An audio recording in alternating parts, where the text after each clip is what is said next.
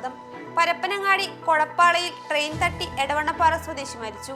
Edavannappara Cheekode panchayat 10-ാം ward Chalikkara സ്വദേശി ഐനിക്കാടൻ അഹമ്മദാണ് മരിച്ചത്.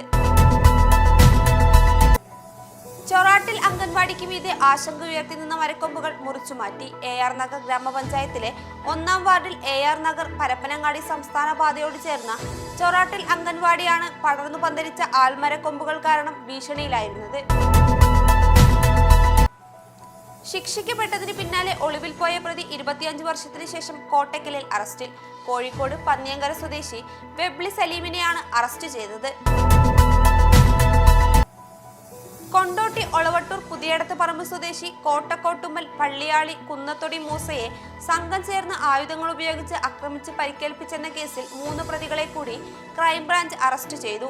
മൂസയുടെ സഹോദരന്മാരായ വീരാൻകുട്ടി, മുഹമ്മദിന്റെ മകൻ സുഹേൽ എന്നിവരെയാണ് ജില്ലാ ക്രൈംബ്രാഞ്ച് അറസ്റ്റ് ചെയ്തത്. നിലമ്പൂർ കോവിലകം പടിപ്പുര അറ്റകുറ്റപ്പണി നടത്തി നവീകരിക്കുന്നു. പഴമയ്ക്ക് കോട്ടം വരുത്താതെ കവാടത്തിലെ ജീർണതകൾ പരിഹരിച്ച് മോടി പിടിപ്പിക്കുകയാണ് ചെയ്യുന്നത്. 300 വർഷത്തോളം പഴക്കമുള്ള കോവിലകത്തിന്റെ പഴമ പൗരലേൽപ്പിക്കാതെയാണ് അറ്റകുറ്റപ്പണികൾ ആരംഭിച്ചത്. പടിപ്പുരയ്ക്ക് 100 വർഷത്തെ പഴക്കമാണുള്ളത്. ആദ്യമായാണ് കോവിലകം കവാടം നവീകരിക്കുന്നത്. മലപ്പുറം, പാലക്കാട് ജില്ലകളെ ബന്ധിപ്പിക്കുന്ന ആലിപ്പറമ്പ് കാളിക്കടവിൽ പാലത്തിന്റെ അഡീഷണൽ ഇൻവെസ്റ്റിഗേഷൻ പ്രവർത്തികൾക്ക് അധിക തുക ആവശ്യപ്പെട്ട് മരാമത്ത് വകുപ്പ് സർക്കാരിന് കത്ത് നൽകി. 4.2 ലക്ഷം രൂപയാണ് ആവശ്യപ്പെട്ടത്.